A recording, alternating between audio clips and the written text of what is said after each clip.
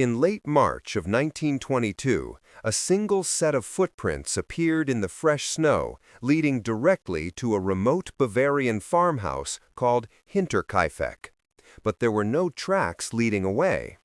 Inside, a family had been growing uneasy.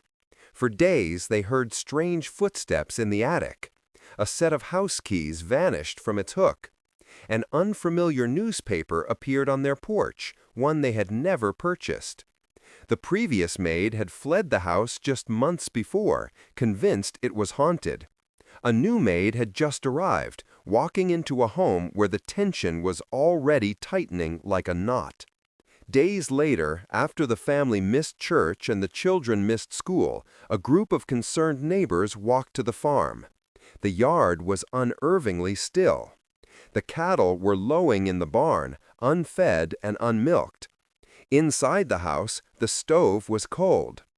They made their way to the barn first, and there, hidden beneath the hay, they found the bodies. They searched the house and found the rest.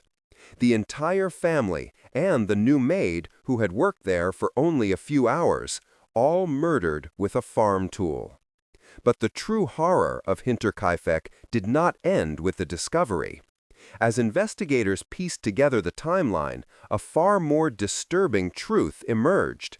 The killer had not fled. For several days after the murders, a neighbor saw smoke curling from the farmhouse chimney. The dog had been cared for, and the cattle had been fed. Someone had been living in the house, alongside the bodies of their victims. They cooked meals on the stove, slept in a bed, and followed the family's daily chores with a chilling, unhurried calm. This is what elevates the case from a brutal crime to a source of profound dread. We expect a killer to strike and then vanish. But this one stayed. He inhabited the life he had just destroyed, maintaining an illusion of normalcy for the outside world. The smoke from the chimney, the cared-for livestock, these were not signs of life, but echoes of it, performed by the one who had extinguished it. The footprints leading into the snow never let out, because for a time the intruder wasn't an intruder at all. He was home.